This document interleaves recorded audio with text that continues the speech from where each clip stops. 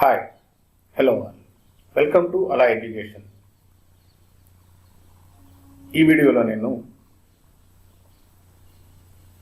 ఒక straight line conductor having infinite length అంటే చాలా పొడవైన అంత పొడవును ఏమంటామంటే ఇన్ఫైనైట్ లెంగ్త్ అని చెప్పి డిఫైన్ చేస్తాం అనమాట. ఇన్ఫైనైట్ లెంగ్త్ కలిగి ఉన్న ఒక కరెంట్ క్యారింగ్ కండక్టర్ ద్వారా దాని చుట్టూతో ప్రొడ్యూస్ అయ్యే మ్యాగ్నెటిక్ ఫీల్డ్ ఇంటెన్సిటీ ఎంత ఉంటుంది అన్న డెరివేషన్ మీకు చెప్పబోతున్నాను. అందుకు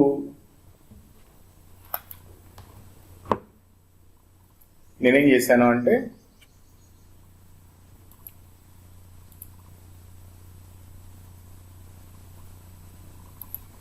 ఒక ఇన్ఫైనైట్ లెంగ్త్ ఉన్న కండక్టర్ని ఒకదాన్ని తీసుకున్నాను. ఇది -ఇన్ఫినిటీ నుండి మొదలయ్యి +ఇన్ఫినిటీకి వెళుతుంది. ఇది క్యారీ చేస్తున్న కరెంట్ I. ఇది స్టడీ స్టేట్ కరెంట్. సో ఇక్కడెక్కడో ఒక పాయింట్ P ఉంది. ఈ పాయింట్ P దగ్గర మ్యాగ్నెటిక్ ఫీల్డ్ ఇంటెన్సిటీ H వాల్యూని కనుక్కోవాలి. సో ఇక్కడ H వాల్యూ కనుక్కోవడానికి మనము బయోట్-సవర్ట్స్ లాని ఉపయోగించాలి. సో ఇక్కడ ఇప్పుడు ఒకసారి మళ్ళీ బయోట్-సవర్ట్స్ లాని ఎలా ఉపయోగించాలి అన్నది నేను మీకు చెప్తాను.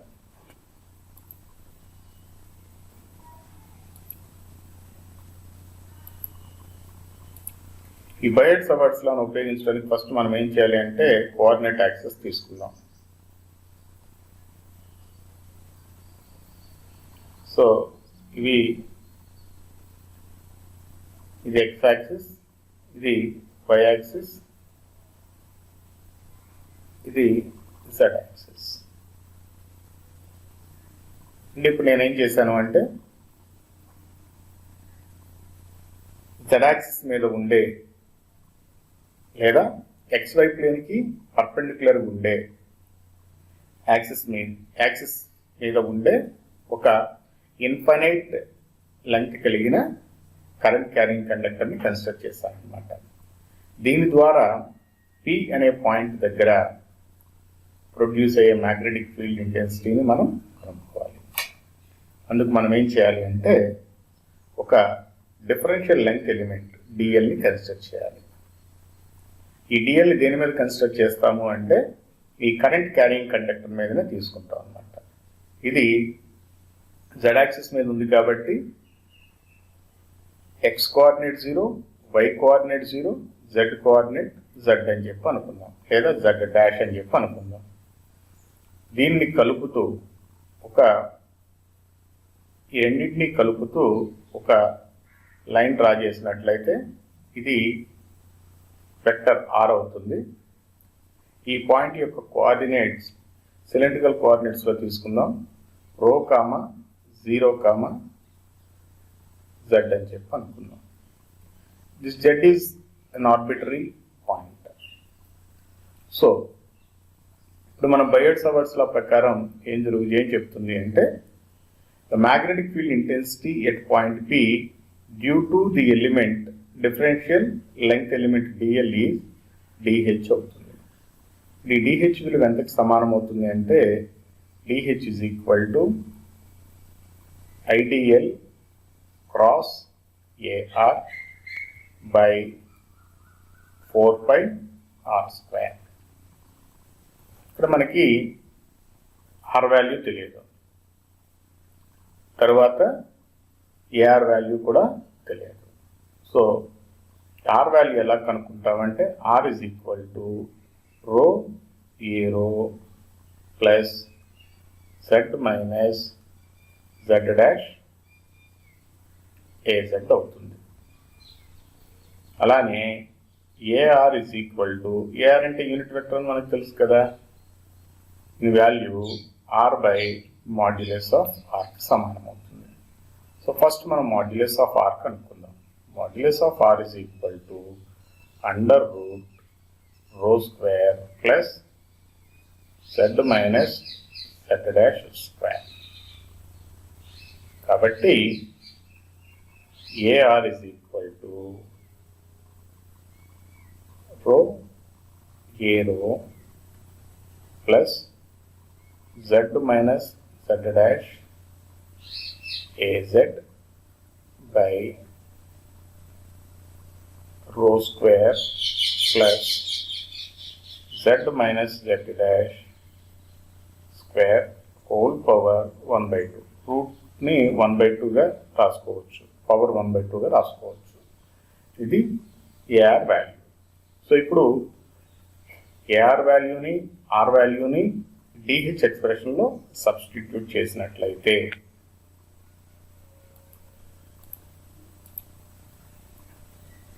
డిహెచ్ వాల్యూ ఎంత అవుతుంది అంటే D H is equal to I D L cross rho A rho plus Z minus Z dash A Z divided by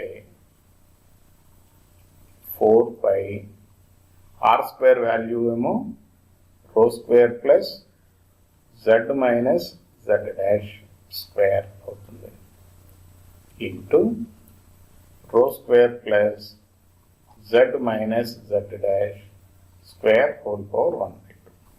దీన్ని సింప్లిఫై చేస్తే IDL cross rho A rho plus Z minus Z dash a z by 4 into rho square plus z minus z dash square whole power 3/2.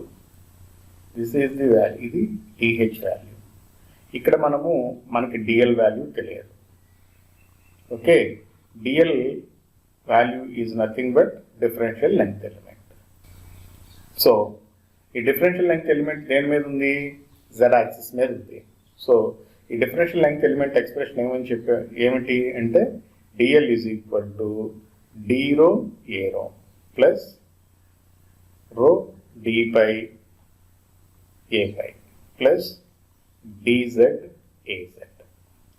ఇది dl value. So ఇది z axis మీద ఉంది కాబట్టి ఈ d rho value d phi value rho d phi values 0 అయిపోతాయి.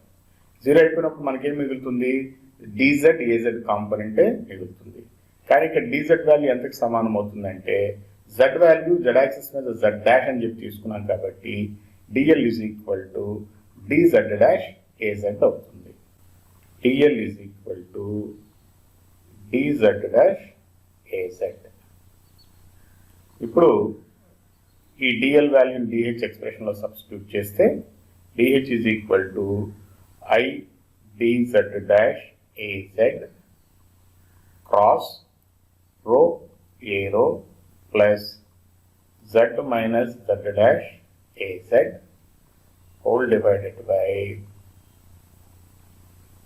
4 into rho square plus Z minus Z dash square whole power 3/2. So ఇప్పుడు మనం H కనుక్కోవాలంటే H is equal to integral DH over the length of the conductor. అంటే ఈ DHని conductor length వరకు integrate చేయాలి. Conductor length ఎంత ఇక్కడ మనకి అంటే Z డాష్ విలువ -∞ నుండి +∞ వరకు ఉంది. సో అలాంటప్పుడు లిమిట్స్ ఆఫ్ ఇంటిగ్రేషన్ ఏమవుతుంది అంటే -∞ to +∞ అవుతుంది. ఇది జెడ్ డాష్ కాదు, జెడ్ విలువ. అంటే జెడ్ యాక్సిస్ మీద జెడ్ -∞ నుండి +∞ దాకా వేరీ అవుతూ ఉంటుందన్నమాట. అప్పుడు లిమిట్స్ని -∞ to +∞ అని మనము సబ్స్టిట్యూట్ చేసినట్లయితే ఈ జెడ్ డాష్ విలువ -∞ నుండి +∞ వరకు మారుతూ ఉంటుందన్నమాట.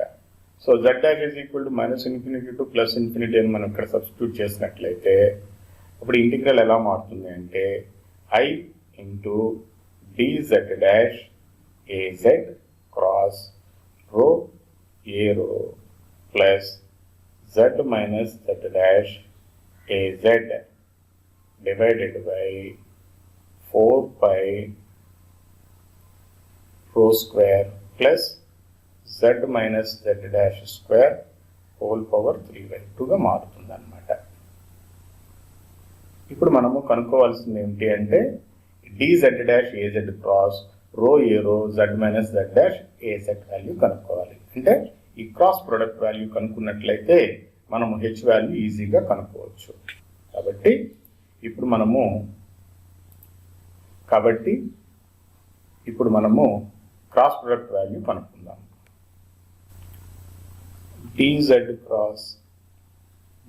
Dash az cross rho A rho plus z minus z dash az is equal to, దీన్ని కనుక్కోవడానికి ఏం చేయాలంటే ఏ రో ఏ పై az ఇలా మొదటి రోలో రాసుకోండి. రెండో రోలో ఈ వెక్టర్కి సంబంధించిన కాంపోనెంట్స్ రాయండి. ఇక్కడ ఏ రో కాంపోనెంట్ 0, ఏ పై కాంపోనెంట్ కూడా 0 ఉన్నాయి. az కాంపోనెంట్ వచ్చి dz డాష్ అయింది. తర్వాత ఈ వెక్టర్కి సంబంధించిన కాంపోనెంట్స్ థర్డ్ రోలో రాయండి. ఇక్కడ ఏ రో కాంపోనెంట్ వచ్చి రో, ఏ పై కాంపోనెంట్ వచ్చి 0, az కాంపోనెంట్ వచ్చి z minus z dash. So దీని యొక్క డిటర్మినెంట్ కనుక్కోండి. ఏ రో 0 ఇంటూ ఏ రో అవుతుంది ప్లస్ ఏ పై కాంపోనెంట్స్ ఏమవుతుంది అంటే రో dz డాష్ ఏ పై అవుతుంది ప్లస్ 0 ఇంటూ az అవుతుంది is equal to rho dz dash a pi అవుతుంది. అంటే dz dash az cross rho A rho plus z minus z dash az is equal to rho dz dash a పైకి సమానం అన్నమాట. ఈ వాల్యూని మనము హెచ్లో సబ్స్టిట్యూట్ చేసినట్లయితే h is equal to integral z dash is equal to minus infinity to plus infinity i by 4π. ఇక్కడ dl cross dz az cross rho ఏ rho plus z minus z dash az value ఎంతకి సమానం అవుతుందంటే rho dz dash a పైకి సమానమైంది divided by rho square plus z minus z dash square whole power 3/2.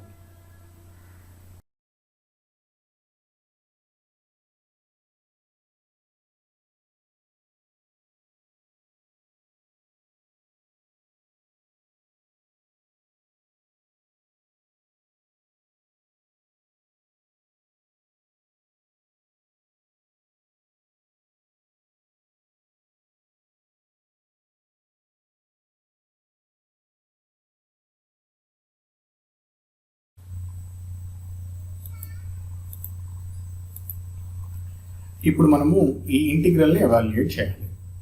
ఈ ఇంటిగ్రల్ని మనం ఎలా evaluate చేస్తాము అంటే z minus z dash is equal to రో టాన్ ఆల్ఫాగా అనుకోవటం ద్వారా. అయితే మీకు డౌట్ రావచ్చు, z minus z dash is equal to రో టాన్ ఆల్ఫా ఎలా అవుతుంది? ఓకే, దాన్ని నేను ఇప్పుడు ఇలా ఎక్స్ప్లెయిన్ చేస్తాను. రో కామా 0 కామా z దగ్గర మ్యాగ్నెటిక్ ఫీల్డ్ ఇంటెన్సిటీ h కనుక్కోవాలని. ఓకే, సో ఇక్కడ నేను కోఆర్డినేట్ యాక్సిస్ డ్రా చేస్తున్నాను.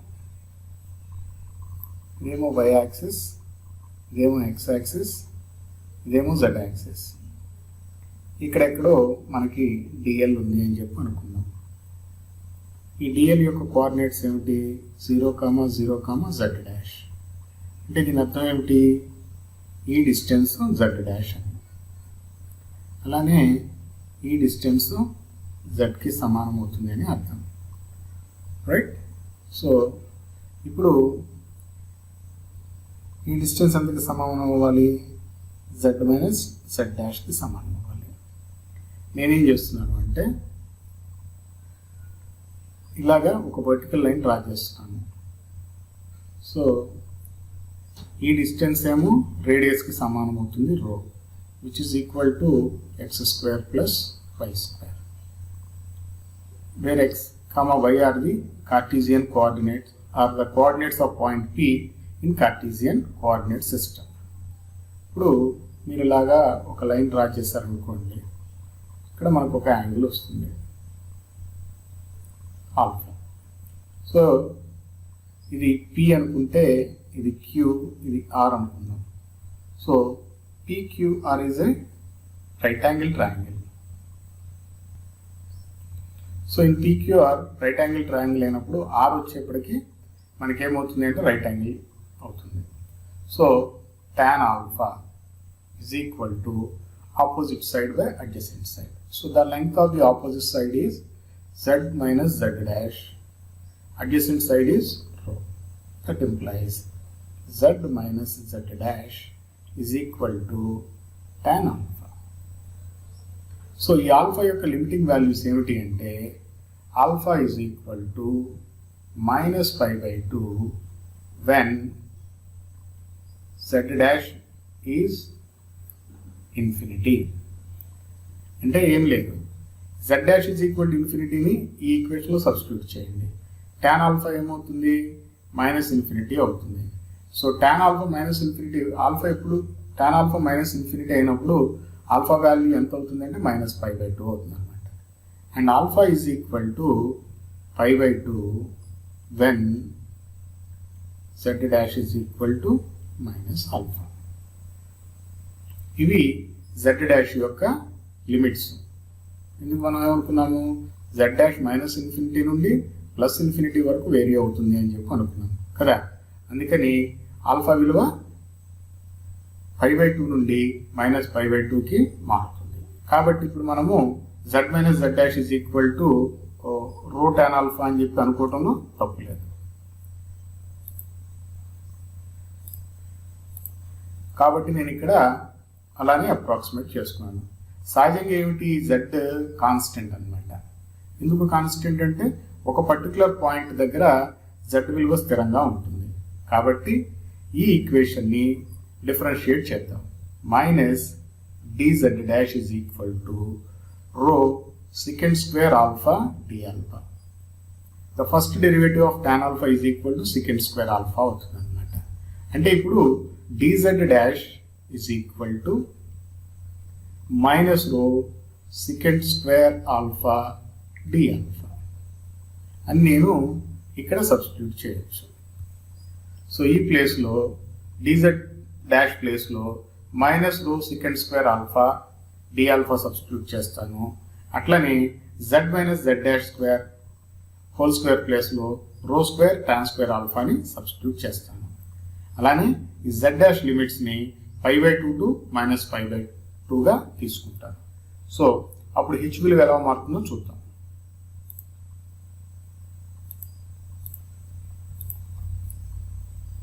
So h is equal to integral π/2 to ఇక్కడ ఆల్ఫా తీసుకోవాలి -π/2 i/4 ఆల్ఫా 4π ఇది కాన్స్టెంట్, ఇది మారదు, రో అట్లనే ఉంటుంది. కానీ dz డాష్ విలువ ఏం తీసుకున్నాం మనం, -rho secant square alpha d alpha.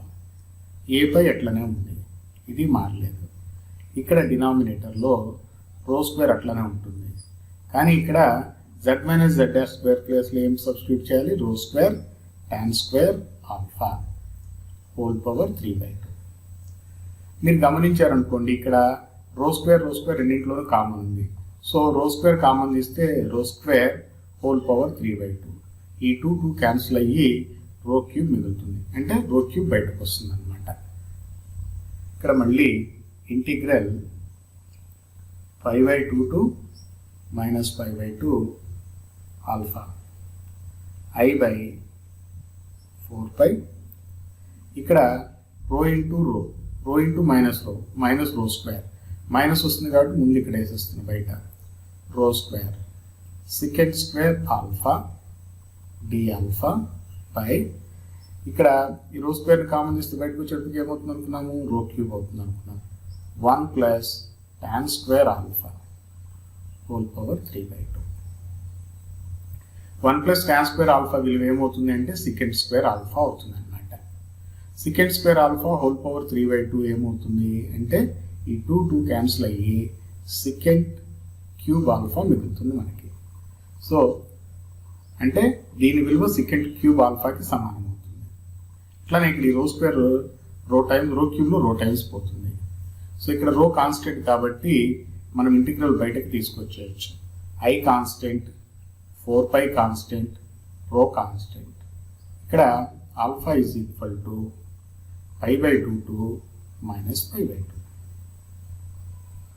Second square alpha, ఇక్కడ 1 + tan square alpha whole power 3/2 value secant cube ఆల్ఫాకి సమానం అవుతుంది అనుకున్నాము. Secant cube alpha d alpha. ఇక్కడ ఏ పై వేయటం మర్చిపోయాను, ఇది మీరు దయచేసి మర్చిపోవద్దు, వేయండి. Okay, secant cube alpha, secant square alpha, secant cube ఆల్ఫాలో సెకండ్ ఆల్ఫా టైమ్స్ పోతుంది. సో డినామినేటర్లో సెకండ్ ఆల్ఫా మిగులుతుంది. 1/second alpha is equal to cos alpha అన్నమాట. సో ఇప్పుడు మనకి హెచ్ విలువ ఎంతకి సమానం అవుతుంది అంటే H is equal to -i/4π rho integral alpha is equal to π/2 to -π/2. 1/second alpha is equal to cos alpha d alpha ఏ/π. ఇక్కడ integral cos alpha is equal to sine alpha అవుతుంది. So -i/4π rho integral sine alpha limits π/2 to -π/2 ఏ/π. ఈ limits మనం ఇక్కడ substitute చేసినట్లయితే -i/4π rho sine -π/2 sin π/2 a/π. Sin -π/2 is equal to -1. Sin π/2 is equal to +1. -1 is equal to -2. లేదా మళ్ళీ ఇంకా simplified step వేస్తున్నాను. ఇక్కడ h is equal to -i/4π రో -1 a/π. సో -i/4π రో -2 a/π. ఈ -2 4లో -2 టైమ్స్ పోతుంది. మైనస్ క్యాన్సిల్ అయితే 2 మిగులుతుంది. ఇజ్ ఈక్వల్ టు i/2π రో a/π. So this is the value of magnetic field intensity due to a straight line conductor having infinite length at a point P that is situated at a radial distance of rho units away from it. So ఇప్పుడు మనము దీన్ని గమనిస్తే ఏమవుతుంది అంటే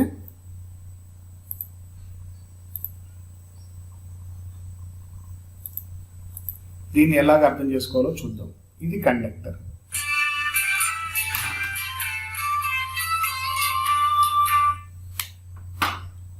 No.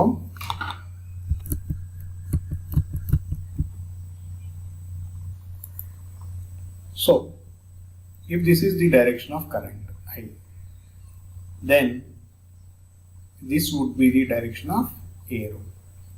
అంటే అర్థం ఏంటంటే లోపలికి వెళ్తుంది అనమాట, పేపర్ లోపలికి. దాన్ని క్రాస్ తోటి చూపిస్తాం, ఇటువైపు ఏమో డాట్ తోటి చూపిస్తాం. ఇదేంటది? పాజిటివ్ జెడ్ యాక్సిస్ డైరెక్షన్లో ఉంటాయి. అదే కరెంట్ నెగిటివ్ జెడ్ యాక్సిస్ డైరెక్షన్లో ఉంది అనుకోండి, మ్యాగ్నెటిక్ ఫీల్డ్ ఎలా ఉంటుంది అంటే ఈ సైన్స్ ఆపోజిట్ అవుతాయి. అంటే ఇటు పక్కన క్రాస్ ఉంటుంది, ఇటు పక్కన డాట్ ఉంటుంది. మీకు డాట్ క్రాస్ సైన్ తెలుసు కదా, dot convention. So if this is the arrow బయటకు వస్తున్నప్పుడు మనకేం కనిపిస్తుంది? ఈ హ్యారో గెట్ కనిపిస్తుంది. దాన్ని మనం డాట్ తోటి రిప్రజెంట్ చేస్తాం, అంటే out of the paper.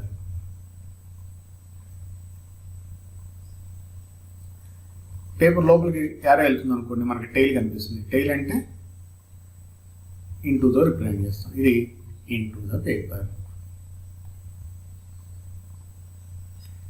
So దీన్ని ఇలా గుర్తుపెట్టుకోండి. ఈ డైరెక్షన్ మనం ఏమంటామంటే a/π డైరెక్షన్ అని చెప్పి అంటాం. దీన్నేమో -a/π అంటాం. ఎందుకు? దీనికి వ్యతిరేక దిశలో ఉంది కదా, -a/π. ఓకే, సో ఇప్పుడు మనం ఇన్ఫినిట్ లెంగ్త్ కలిగిన కండక్టర్కి మ్యాగ్నెటిక్ ఫీల్డ్ ఇంటెన్సిటీ ఎంత ఉంది అని చెప్పి మనం కనుక్కున్నాం. అలా కాకుండా ఒక ఫైనైట్ లెంగ్త్ కలిగిన కండక్టర్ ఉంది అని చెప్పి అనుకున్నాం. అప్పుడు దాని మ్యాగ్నెటిక్ ఫీల్డ్ ఇంటెన్సిటీ ఎంత ఉంటుంది మనకు తెలియదు కదా. సో ఇప్పుడు ఈ వీడియోని నేను మీకు 2 భాగాలుగా విభజిస్తున్నాను. ఎందుకంటే ఇంటిగ్రల్ క్యాల్కులేషన్ చేసిన పార్ట్ మొత్తం 2వ భాగం అనుకుంటే ముందు చెప్పింది మొత్తం మొదటి భాగం అన్నమాట. సో ఆ మొదటి భాగాన్ని అలానే ఉంచేసి ఈ 2వ భాగాన్ని ఎలాగ మారిస్తే అంటే ఒక ఫైనైట్ లెంగ్త్ కలిగిన కండక్టర్కి ఎలా మార్చాలో ఇప్పుడు చెప్పబోతున్నాను.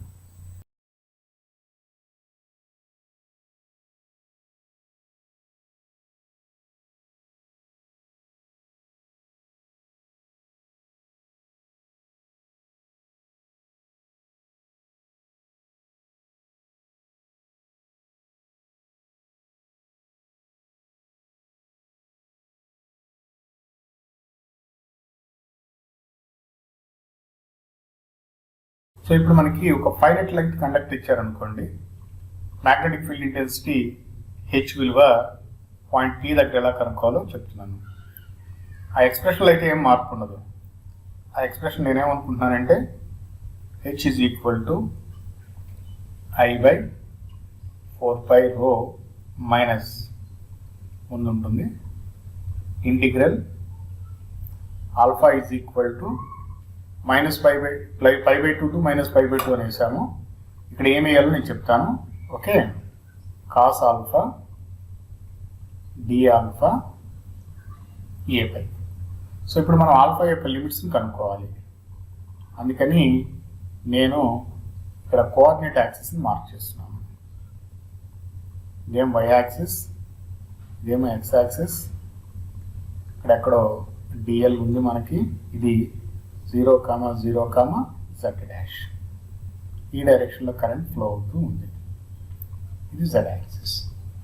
ఇట్లానే ఇక్కడ ఎక్కడో ఒక పాయింట్ ఉంది. ఇది P, దీని కోఆర్డినేట్స్ ρ, 0, z అనుకున్నాం. ఈ రెండింటిని జాయిన్ చేస్తూ ఒక లైన్ డ్రా చేసినప్పుడు మనకు ఒక రైట్ యాంగిల్ ట్రయాంగిల్ వస్తుంది అనుకున్నాము. ఈ యాంగిల్ని ఆల్ఫా అని చెప్పి అనుకున్నాను. ఓకే, సో ఇప్పుడు ఈ ఆల్ఫా యొక్క లిమిట్స్ కనుక్కోవాలి అనుకుంటే ఈ ఎండ్ పాయింట్స్ దగ్గర నుండి ఈ కండక్టర్ ఎండ్ పాయింట్స్ దగ్గర నుండి ఇలా లైన్స్ డ్రా చేయండి. సో ఎండ్ పాయింట్స్ని పీతో కలపండి. పీతో కలపడం వల్ల ఏమవుతుందంటే ఇక్కడ ఒక యాంగిల్ వస్తుంది.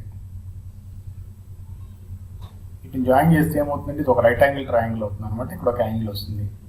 దీన్ని α2 అనుకుందాం. అంటే టాప్లో చేసే యాంగిల్ని α2 అనుకుందాం. బాటంలో చేసే యాంగిల్ దీన్ని ఇలా మనం ఎక్స్టెండ్ చేసామంటే ఇది ఒక రైట్ యాంగిల్ ట్రయాంగిల్ అవుతుంది అనమాట. ఈ రెండింటిని జాయిన్ చేయండి. దీనిని α1 అని చెప్పి అంటాం.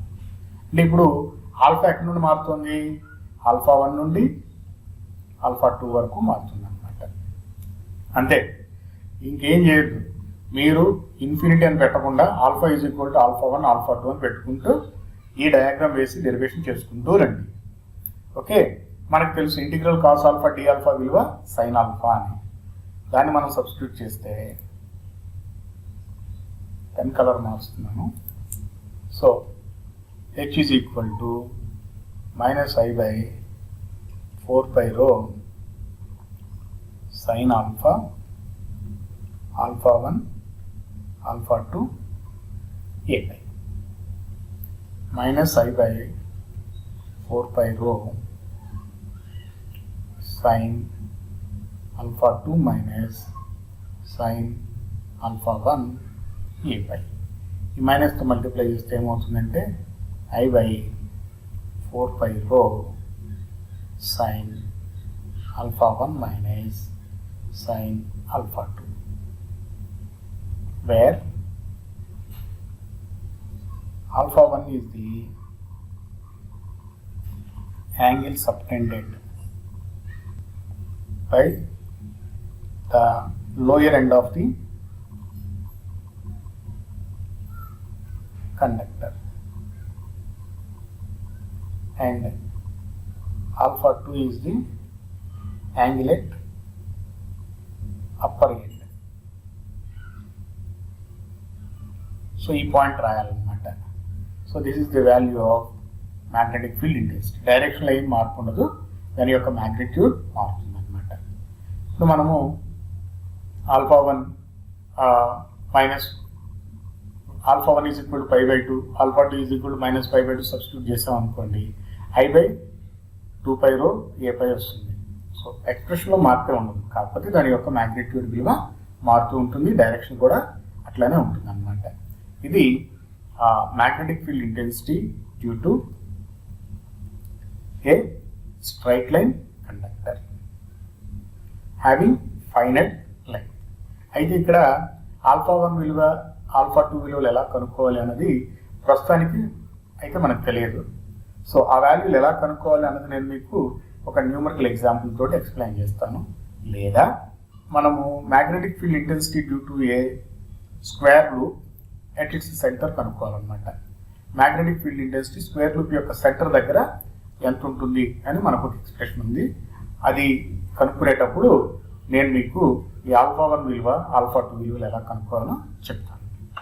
అంతవరకు ఈ వీడియో కనుక మీకు నచ్చినట్లయితే లైక్ చేయండి, షేర్ చేయండి, సబ్స్క్రైబ్ చేయండి. సబ్స్క్రైబ్ చేయించడం మాత్రం మర్చిపోవద్దు. ఉంటాను. బాయ్.